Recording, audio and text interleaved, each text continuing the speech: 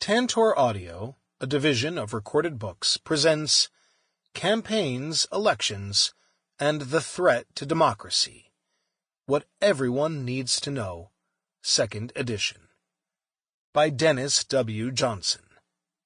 Narrated by Jonathan Todd Ross. Preface to the 2nd edition. Why you need to know about campaigns, elections, and the threat to democracy. So much has changed in American elections since the first edition of this book was published just 3 years ago. Even the title has changed, to reflect not only our concern about campaigns and elections, but also the threats to democracy that have recently surfaced. In this edition, there are 2 new chapters on the extraordinary 2020 presidential election between incumbent Donald Trump and challenger Joe Biden. Under normal circumstances, this book would not focus on just one presidential election. But the events surrounding the 2020 election were so unique, so contentious, and in the end such a threat to democratic norms and standards, that this election deserves special treatment in this volume. In chapters 6 and 7, we will discuss the extraordinary campaign events, the impact of the pandemic, the shift to mail-in voting, the attempts by President Trump to raise substantial doubt about the election before it even occurred, and, most consequentially, the big lie, the attempt by Trump and his allies to subvert the vote of the people and upset the Electoral College vote. The final section, Chapter 12, on the threats to democracy, is greatly expanded and updated. It focuses on the growing distrust in American institutions and the flurry of laws passed by Republican-dominated state legislatures to restrict access to voting and to trim the powers of state election officials. We look at the Democratic responses to these attempts at voter suppression and the struggle in Congress to protect voting rights and the integrity of the voting process. American democracy is indeed under threat, and we all need clear, authoritative, unbiased answers about campaigns, elections, and the integrity of our democratic systems and institutions. This updated and thoroughly revised edition will help us sift through the noise and false narratives of those trying to undermine democratic values and institutions. The right of all citizens to vote and participate in elections is a bedrock principle of American democracy. It has been a hard-won right, overcoming prejudice, stubborn resistance, and blatant discrimination grounded in state law and practice. In our textbook versions, citizens are given the opportunity to choose their representatives and to vote on issues without fear of intimidation, knowing that the elections will be fairly conducted and the decision of the voters will be abided by. Citizens also are assured that elections will be held on a frequent and regular basis, usually every 2 or 4 years. Our concept of democracy also assumes that citizens will be active in public affairs, not just voting but also learning about issues, supporting candidates for office, even donating money and working on campaigns.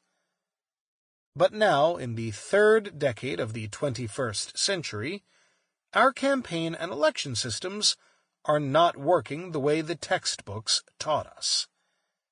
We have seen profound changes in how campaigns are conducted, how voters get their information, who gives money to campaigns, how the highest court has interpreted the relationship between money and free speech, how campaign consultants have used their influence, how a president and his followers have denigrated the electoral process and have pushed a big lie about the 2020 election results, and how outside forces have tried to impact, and sometimes have succeeded in impacting, elections. Before we move on, let's define 2 key words: elections and campaigns. Through an election, citizens have the chance to choose from among candidates for public office who will, if elected, vote on policy issues. Usually, elections are held on a fixed day, very often in early November for a general election. Sometimes there are special elections, often to fill a seat vacated by a death or resignation, primaries, to determine which of several candidates will represent a political party, and occasionally runoff elections, when the leading primary candidates have not reached a certain percentage of votes during the first round. In over half the states, an election can also include ballot issues, where there is no candidate, only policy issues at stake. For example, whether to have a lottery or permit marijuana for recreational use.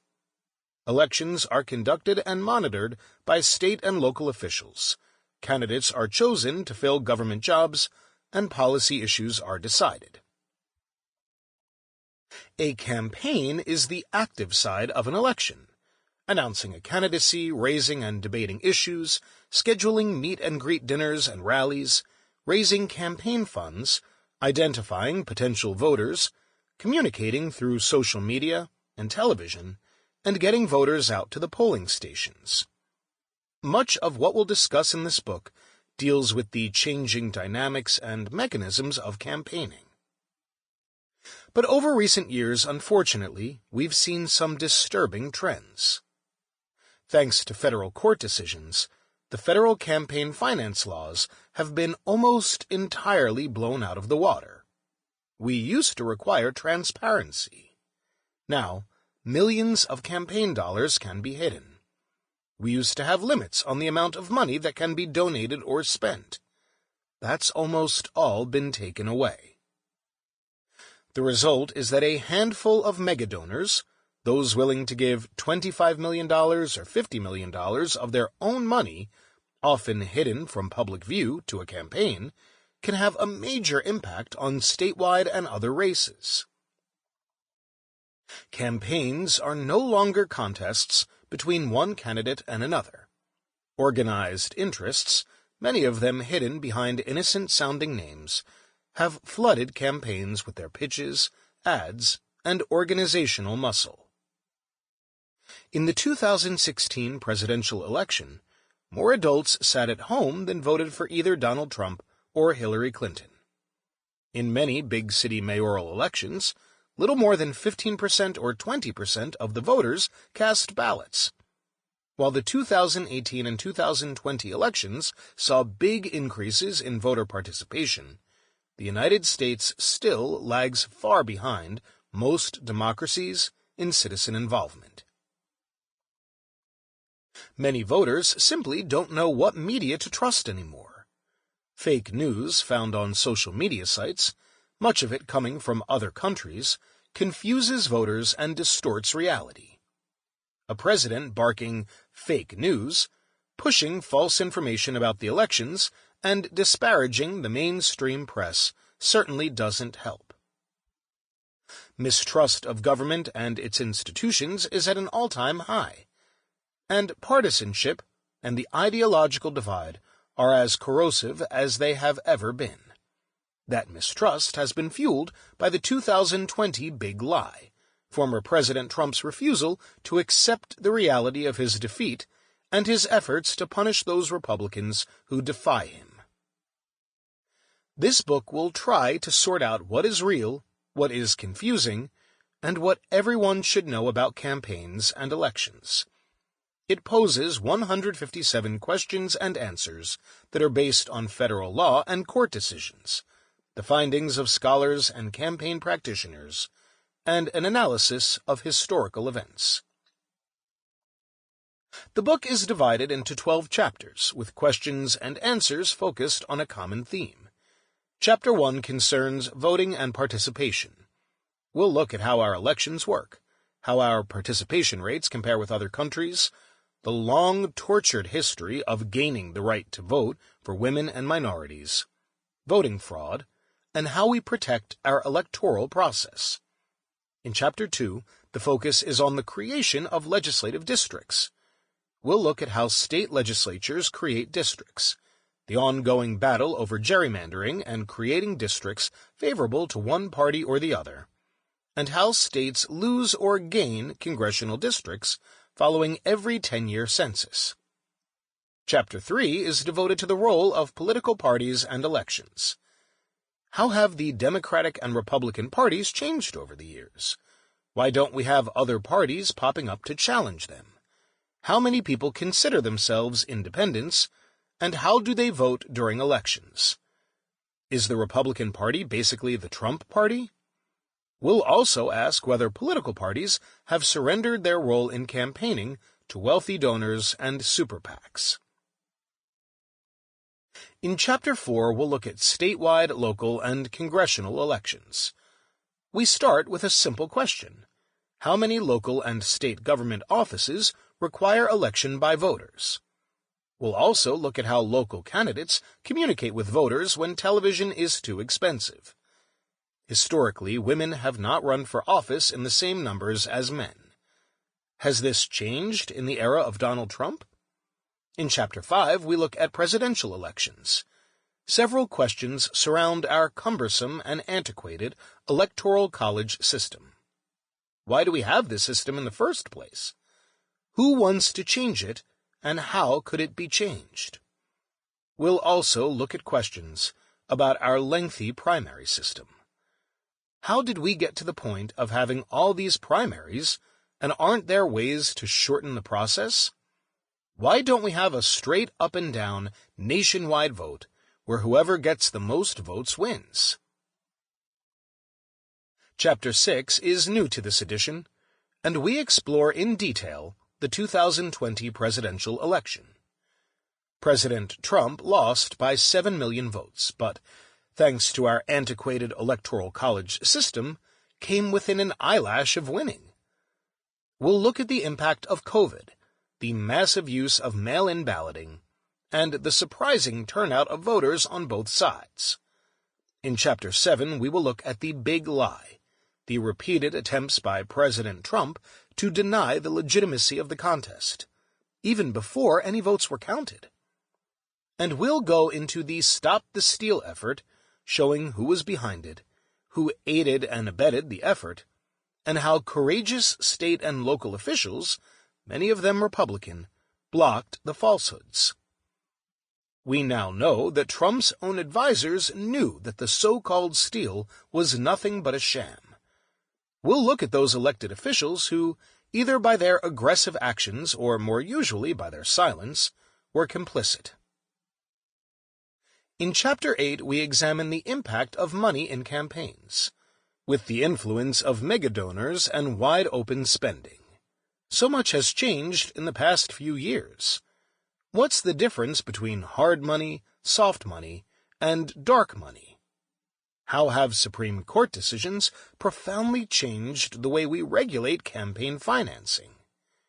We'll look at the agencies responsible for overseeing federal campaign financing, especially the Federal Election Commission and the Internal Revenue Service. We'll identify some of the wealthiest donors and see what their impact may have been. But we'll also look at what average citizens can contribute. In Chapter 9, we look at campaign consultants. What are the roles of campaign managers, pollsters, and media specialists, big data consultants, get-out-the-vote specialists, and a legion of other campaign operatives? We'll ponder the question, if Hillary Clinton had an all-star team of consultants, why was she beaten by Trump's team, which could at best be described as second tier? How do campaigns and political consultants run a political campaign during a COVID pandemic? Chapter 10 is devoted to direct democracy and ballot campaigns. How do ballot campaigns work, and what kinds of issues typically appear on ballots? We'll also look at why ballot issues are a goldmine for political consultants, especially in California. We'll look at the attempt to recall the California governor in 2021, and we'll explore the dicey issue of whether there should be a system for holding nationwide ballot elections. In Chapter 11, we'll look at how campaigns have changed since the beginning of the digital age. We'll look at the revolution in micro-targeting and big data, explore the impact of social media, and look at the role of that tried-and-true communications tool, television. Finally, Chapter 12 wraps up our exploration of campaigns and elections by asking whether our system and our actions pose a threat to democracy. We'll look at the attempts by Republican-controlled state legislatures to restrict voting access, and at Democratic-dominated state legislatures attempting to broaden the right to vote.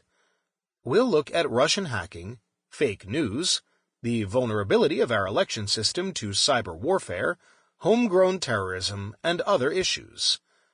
We'll probe the question, which is worse, Russian and other foreign actors attempting to mess with our elections, or homegrown attempts to subvert the will of the people and cast doubts on our electoral system? We'll also tackle the question, what can citizens do to better understand how money is spent and how they can better participate in these most important components of citizenship? In all, we'll gain a much better understanding of how elections and campaigns work, the strengths and weaknesses of our democratic institutions, and how we can make our system better. Chapter 1. Voting and Participation. Compared to other democracies, the United States has a mediocre record of voter participation. Our interest usually peaks during presidential elections. In 2020, there were a record number of voters, reaching 67% of eligible citizens, but that was far above the usual rate of voting. For local elections and ballot measures, voter participation is often much lower. The United States has had a long history of denying citizens the right to vote, and today there is pressure to clamp down against alleged voter fraud.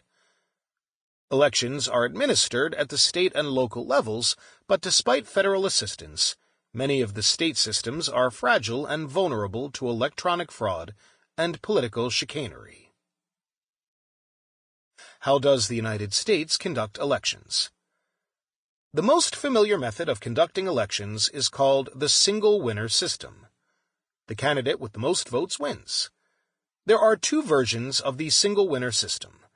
The first is the plurality voting method, which means that no matter what percentage of the vote the top vote-getter receives, that candidate is declared the winner.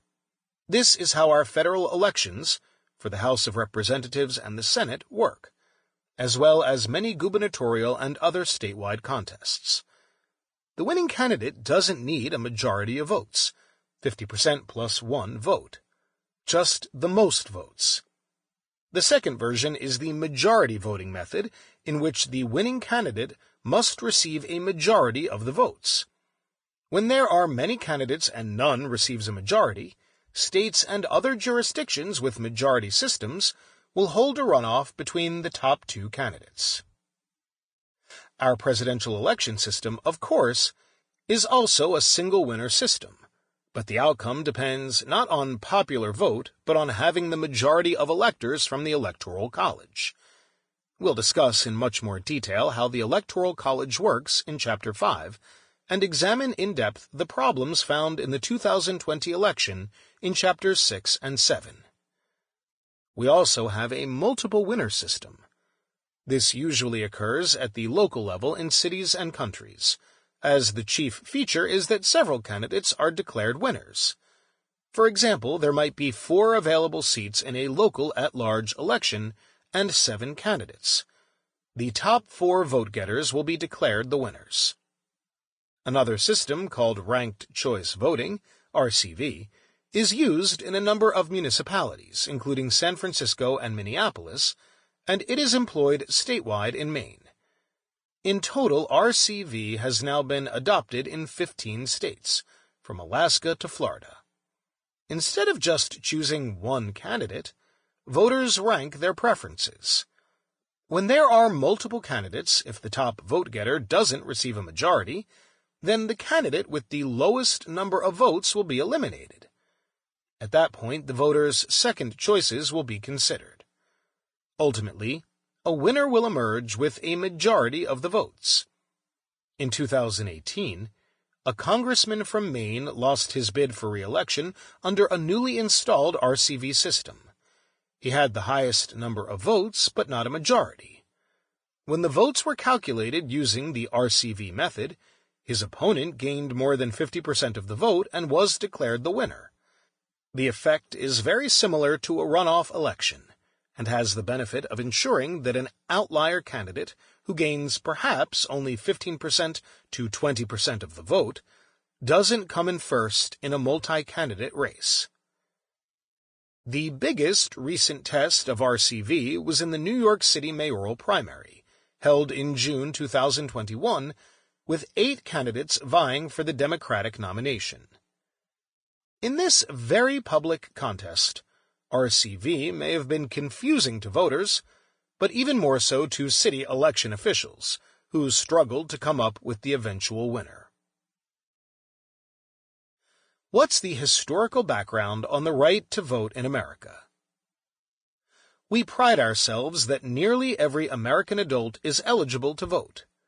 Right now, the only people who cannot vote are convicted felons, those with mental incapacities, and residents who are not citizens. But as we will see, many Americans fail to register, are somehow blocked or intimidated, or simply do not take advantage of the right to vote, particularly in state and local elections. The history of extending the right to vote in this country has been long and torturous. As historian Alexander Kesar reminds us, at its birth, the United States was not a democratic nation.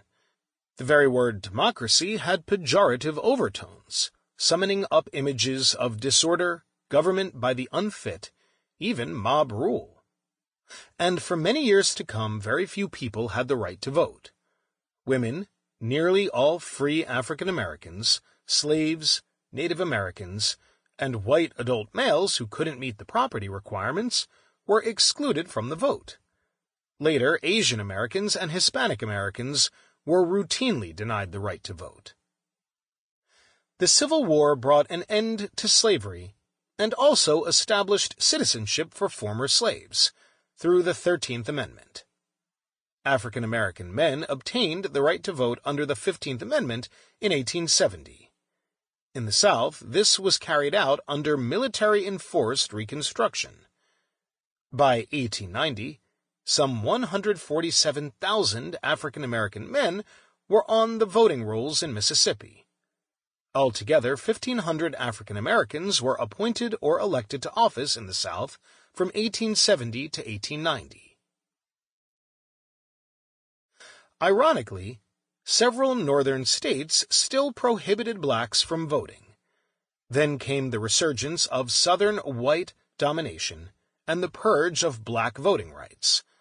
Starting with Mississippi in 1890 and spreading throughout the South, there was a massive effort to remove blacks from the voting rolls. Through intimidation, so-called grandfather clauses, literacy tests, poll taxes, and other devices. It worked. Before the purge, 67% of Mississippi blacks were registered to vote. By 1892, just 4% remained on the rolls. The U.S. Congress did nothing to stop the wholesale elimination of voting rights. So much for the protections of the Constitution. North Carolina Governor Charles Aycock, whose remains rest in the U.S. Capitol crypt, said in 1903 that he was proud of his state for solving the Negro problem. We have taken him out of politics and have thereby secured good government under any party and laid foundations for the future development of both races. Let the Negro learn once and for all that there is unending separation of the races, that the two people may develop side by side to the fullest, but that they cannot intermingle. One estimate found that in the 1940s, only 5% of all African Americans living in the South were voting. Full voting protections for African Americans, men and women, did not come until the Voting Rights Act of 1965. Women battled for decades to secure the right to vote. Starting in 1848, at the Women's Rights Convention held in Seneca Falls, New York, women activists began to fight throughout the states and in Congress to obtain the right to vote. Carrie Chapman Catt, leader of the principal women's suffrage organization, bitterly recounted those battles. 56 referendum campaigns, 480 campaigns to urge state legislatures to submit suffrage amendments to voters, 47 campaigns to include woman suffrage in state constitutions, 277 fights to have state parties include woman suffrage in their platforms, 30 platform fights during presidential elections, and 19 campaigns in each of the Congresses, spanning 38 years. Finally, in 1920, women gained the right to vote through the 19th Amendment. There was a concern, mostly among opponents, that women would form a bloc, even a women's party, to vote their interests. But as women settled into voting, they soon occupied the whole spectrum of ideology and partisan ties. The right to vote was expanded twice more. The 23rd Amendment, 1961, extended the right to vote for president and vice president to the citizens of the District of Columbia. 18-year-olds were granted the right to vote by the 26th Amendment, 1971. The overwhelming sentiment was that if we are asking 18-year-olds to fight in the Vietnam War, then we should allow them to vote as well. The saying was, old enough to fight, old enough to vote. Why was the Voting Rights Act of 1965 important? What's the importance of the 2013 Shelby County and the 2021 Brnovich decisions? The Voting Rights Act of 1965, together with the Civil Rights Act of 1964, was one of the most important pieces of legislation passed during the 20th century. The Deep South had continued to block or intimidate African American voters, keeping them from exercising one of democracy's most important rights.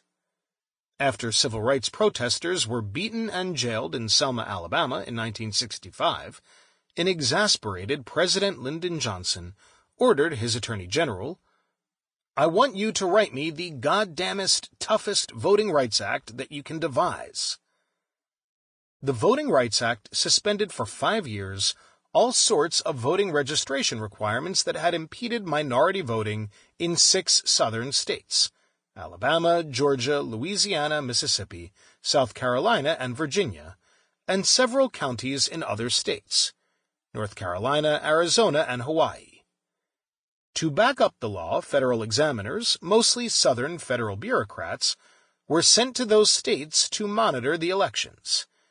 Any new voting requirements or restrictions these states proposed had to be approved by the Justice Department, in a process called pre-clearance. Once the voting restrictions were removed, African American registration increased by 1 million during the first 4 years, and the number of Southern black elected officials doubled. Still, white citizens and groups tried in many ways to circumvent the requirements of the Voting Rights Act and dilute or minimize black voting strength. The Voting Rights Act was renewed several times. The last time was in 2006, when its protections were extended until 2033. But in June 2013, the Supreme Court ruled in Shelby County v. Holder that Congress had exceeded its authority in 2006 when it reauthorized the section of the Voting Rights Act that required the pre-clearance of state election laws. In Shelby County, the court said, basically, that the stringent requirements in the original law had been the right thing to do back in 1965, but that things have changed dramatically since then. Congress should have updated the law, said the conservative majority on the court. Chief Justice John Roberts wrote the opinion. Congress had failed to make any updates, and thus the pre-clearance provisions, the real heart of the law's enforcement, were ruled unconstitutional. The Supreme Court essentially defanged the Voting Rights Act. Within a few hours of the Shelby County decision, Texas Attorney General Greg Abbott announced that the state's voter identification restrictions would be implemented immediately. Sample complete. Ready to continue?